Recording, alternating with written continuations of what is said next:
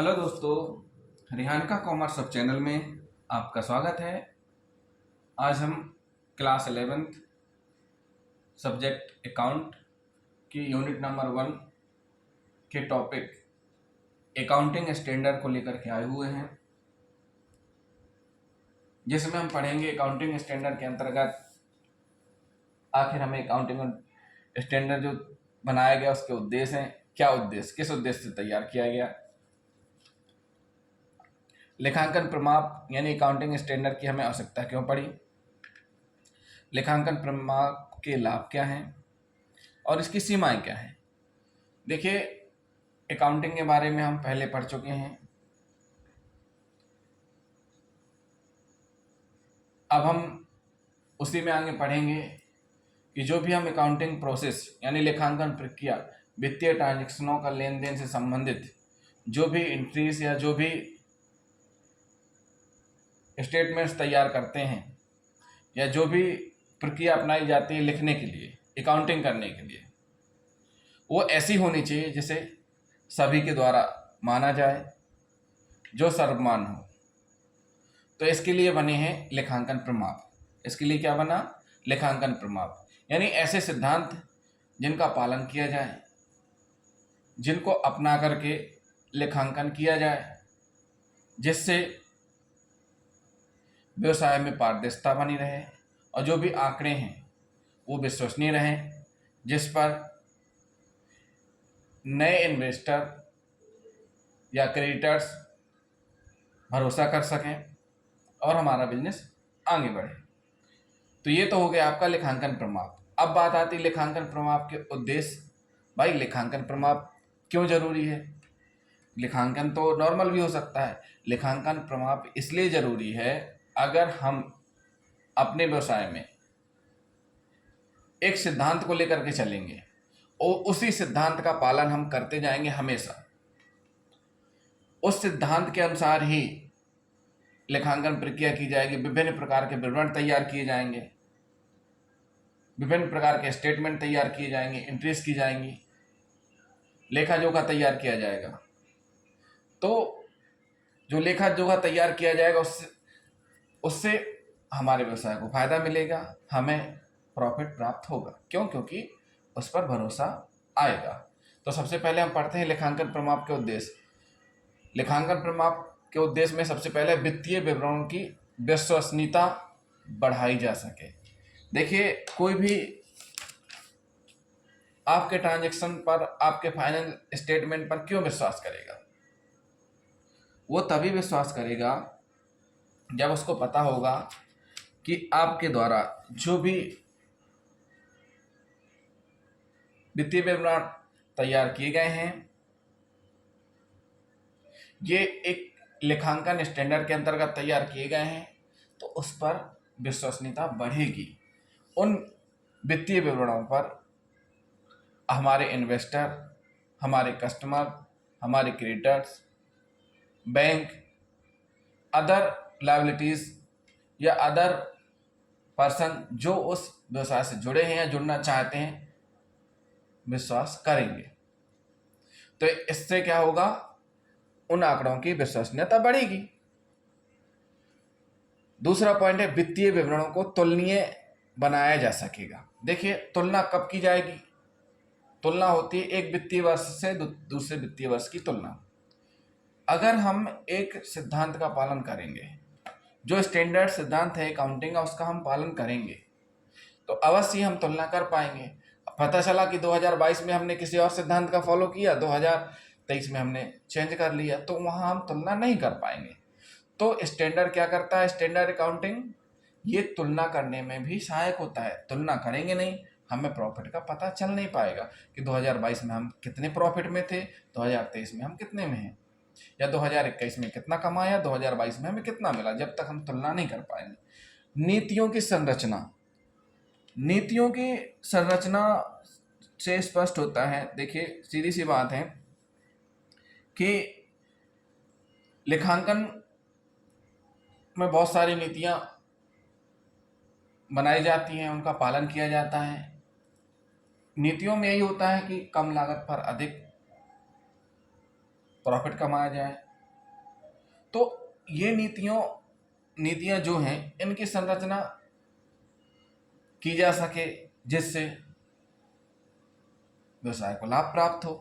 तो स्टैंडर्ड लेखांकन जो अकाउंटिंग स्टैंडर्ड है इसका उद्देश्य ये कि अच्छे से ऐसी नीतियां तैयार की जाए ताकि हमें प्रॉफिट मिले, ना कि हानि। चौथा है विभिन्न मदों के संबंध में मूल्यांकन आधार के लिए। अब भाई सीधी सी बात है, एक व्यवसाय है, व्यवसाय में बहुत सारी मदें होती हैं। मदों का कहाँ कैसे क्या उपयोग किया जाए, किस मद में कितना खर्च किया जाए और कैसे खर्च किया जाए ताकि हमें प्रॉफिट हो, तो ये अकाउंटिंग स्टैंडर्ड ही करता है। इसका उद्देश्य ही रहता है कि मदों के संबंध में आधार प्रदान करें। अब बात आती है पूर्ण प्रकटीकरण। लेखांकन स्टैंडर्ड, अकाउंटिंग स्टैंडर्ड पूरा ओपन है, मतलब इसमें कोई भी बात छिपाई नहीं जा सकती। अगर आप छोटी से छोटी एंट्री भी देखेंगे, छोटा से छोटा ट्रांजैक्शन भी देखना चाहें, तो अकाउंटिंग स्टैंडर्ड के द्वारा तैयार की गई लेखांकन प्रक्रिया में आपको सब मिल जाएगा। इसमें छिपाने का या दबाने वाली कोई बात ही नहीं रहती। इससे क्या रहता है, असत्य और भ्रामक सूचना या जानकारी से बचा जा सकता है। लेखांकन में पारदर्शिता के लिए, लेखांकन का उद्देश्य पारदर्शिता, दूध का दूध पानी का पानी। इसमें किसी प्रकार का भेदभाव नहीं होना चाहिए, ना ही किसी प्रकार का छल कपट। तो लेखांकन का में पारदर्शिता लाना ही अकाउंटिंग का उद्देश्य होता है। तो ये हमारे हो गए लेखांकन प्रमाप के उद्देश्य। अब दोस्तों हम पढ़ते हैं लेखांकन प्रमाप की आवश्यकता। आखिर हमें इनकी क्यों आवश्यकता पड़ी। हम लेखांकन तो कर ही रहे थे, लेकिन हम लेखांकन प्रमाप अर्थात लेखांकन से संबंधित सिद्धांतों की क्यों आवश्यकता पड़ी। तो इसमें हम पढ़ेंगे दो फर्मों में तुलना, समानता के सिद्धांत और पक्षपात रोकने के लिए। अब देखिए सीधी सी बात है, आवश्यक दो फर्म हैं, तुलना तभी हो पाएगी जब दोनों फर्मों में एक ही सिद्धांत व विधि का प्रयोग करके ट्रांजैक्शन या लेखांकन प्रक्रिया की गई हो। तो ये तुलना इसलिए भी जरूरी है क्योंकि इससे पता चल सकता है कि आखिर ये कौन सी फर्म में कितना प्रॉफिट, कैसे प्रॉफिट, कब कब किन किन मदों से हुआ। तो तभी तुलना की जा सकती है जब दोनों में एक ही स्टैंडर्ड यानी एक ही सिद्धांतों का प्रयोग किया गया हो। तो लेखांकन प्रमाप की आवश्यकता दो फर्मों में तुलना के लिए भी होती है। समानता के सिद्धांत के लिए, समानता के सिद्धांत के लिए मतलब ये होता है कि भाई सीधी सी बात है, लेखांकन प्रमाप या लेखांकन उद्देश्य ऐसे होते हैं कि जब इन उद्देश्यों को ध्यान में रख करके लेखांकन की प्रक्रिया अपनाई जाएगी तो इसमें किसी भी वर्ग या किसी व्यक्ति विशेष के पक्ष में रिपोर्ट नहीं तैयार की जाएगी।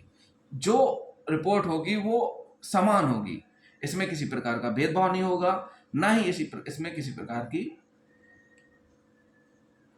त्रुटि होगी और ना ही किसी व्यक्ति विशेष के लिए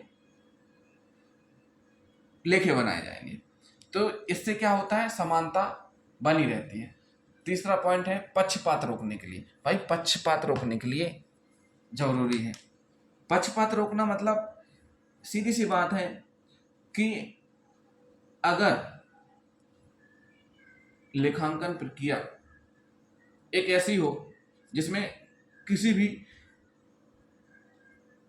व्यक्ति के साथ या किसी भी लेनदार के साथ या किसी भी बैंक के साथ पक्षपात ना होने पाए, मतलब सभी को समान जानकारी मिले। ऐसा ना हो कि लेनदार या इन्वेस्टर के बारे में एक दूसरे के बारे में सही चीजें ना पता हो। तो सीधी सी बात यह है कि अगर बिना पक्षपात के, बिना भेदभाव के लेखांकन प्रक्रिया की जाएगी तो इससे क्या होगा कि समानता के सिद्धांत को प्रोत्साहन मिलेगा, और जब समानता के सिद्धांत का प्रोत्साहन मिलेगा तो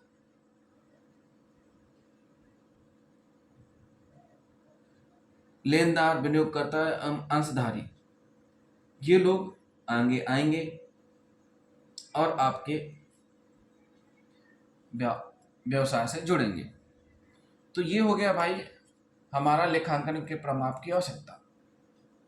अब बात आती है लेखांकन प्रमाप का अगर आप उपयोग कर रहे हो तो इससे आपके व्यवसाय में क्या क्या फायदा होने वाले हैं, तो हम पढ़ लेते हैं भाई।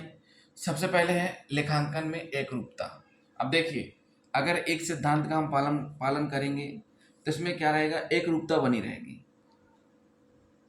एकरूपता मतलब अगर एक ही नियम का उपयोग करेंगे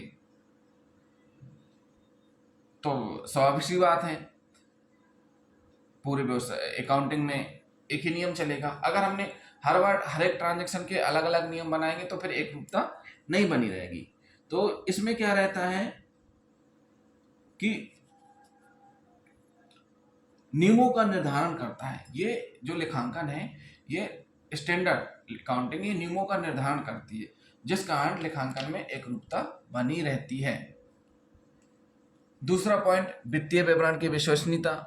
अब देखिए अभी हम पहले पढ़ चुके हैं उद्देश्य में, तो वही यहाँ है कि अकाउंटिंग स्टैंडर्ड से वित्तीय विवरण में विश्वसनीयता आती है। अब जब विश्वसनीयता आएगी तो हमारे जो भावी इन्वेस्टर हैं ये इन्वेस्ट करेंगे। क्यों? क्योंकि ये आपके जो फाइनेंशियल स्टेटमेंट रहते हैं, जो वित्तीय विवरण रहते हैं, उन्हीं को आधार मान के आपके व्यवसाय पर भरोसा करते हैं। नंबर 3 गबन व लेखांकन हेरफेर में रोक। गबन से आप पहले समझ लें, गबन मतलब ये होता है कि आपको सामने वाला कुछ वस्तु सामग्री सामान रुपए दे, आप उसको गबन कर दो, मतलब उसको खर्च कर दो या अपने व्यक्तिगत उसमें उपयोग में ला दो, सामने वाले को ना दो, तो ये गबन हो जाता है। तो कभी कभी क्या होता है, बहुत सी फर्में ऐसी रहती हैं कि इन्वेस्टर से रुपए इन्वेस्ट करवाने के बाद भाग जाती हैं रातों रात। तो ये सारी चीजें इसमें नहीं हो पाती। ना ही कोई व्यक्ति अपने हेरफेर कर सकता है। हेरफेर मतलब किसी का रुपया किसी को ट्रांसफर, किसी का रुपया किसी को ट्रांसफर, किसी ने इन्वेस्ट किया किसी को बेनिफिट देना, तो ये सारी चीजें रुक जाती हैं। किससे? अकाउंटिंग स्टैंडर्ड के उपयोग करने से। अब बात आती है चौथा अंकेक्षकों के लिए। अंकेक्षक मतलब ऑडिटर यानी कि मास्टर अकाउंटिंग के। जो भी फर्म, चाहे वो फाइनेंस व्यापारिक हो, लाभकारी हो, चाहे वो अलाभकारी हो, उनमें क्या गड़बड़ियाँ की हैं, कैसे गड़बड़ियाँ की हैं, ये कौन पकड़ता है? ऑडिटर पकड़ते हैं। तो अगर हम स्टैंडर्ड लेखांकन का प्रयोग करेंगे तो हमें गड़बड़ियाँ पकड़ने में सहायक मदद मिलेगी। और वो किसके लिए जरूरी है? ऑडिटर के लिए। ऑडिटर आसानी से पकड़ लेते हैं कि आपने यहाँ गड़बड़ किया है। फिफ्थ है तुलनात्मक। तुलनात्मक मतलब तुलना करने योग्य। तुलना यानी कि दो फर्मों में तुलना, दो वित्तीय वर्षों में तुलना। तो ये तभी संभव है जब एक ही सिद्धांत का उपयोग या एक ही प्रमाप का उपयोग किया गया हो। अगर अलग अलग रहेगा तो तुलना की ही नहीं जा सकती। देखिए हर एक व्यक्ति में या हर एक नियम में कुछ ना कुछ कमियां होती हैं। कोई कितना भी अच्छा नियम बना ले, कोई कितना अच्छा है व्यक्ति हो, कोई कितनी अच्छी कंपनी हो, कोई कितना अच्छा देश हो, हर एक में कुछ ना कुछ कमियां होती हैं। ऐसे ही अकाउंटिंग स्टैंडर्ड में भी कमियां हैं। कमियां क्या बताई गई हैं? पहला है विकल्पों के मध्य चयन में कठिनाई। दूसरा है प्रतिबंधित क्षेत्र।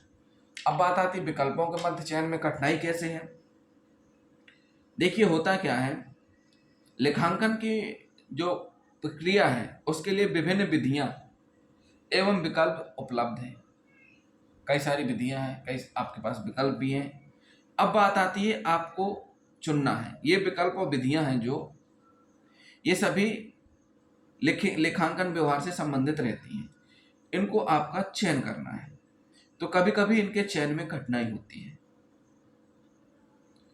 तो अब लेखांकन स्टैंडर्ड इस संबंध में आपकी मदद नहीं करता है कि आपको कौन सी विधि चुननी चाहिए। नंबर दूसरा पॉइंट है प्रतिबंधित क्षेत्र। प्रतिबंधित क्षेत्र मतलब जैसे एक एरिया विशेष कि आप इससे बाहर नहीं जा सकते हैं। आप इसके अंदर ही रहेंगे। तो ये प्रतिबंधित कैसा है? लेखांकन प्रमाप देश के नियमों के विरुद्ध नहीं जा सकता। जो हमारा भारत देश है, भारत देश ने जो भी नियम बना रखे हैं उनके अगेंस्ट नहीं जा सकता और ना ही उनके नियमों की अवहेलना कर सकता है।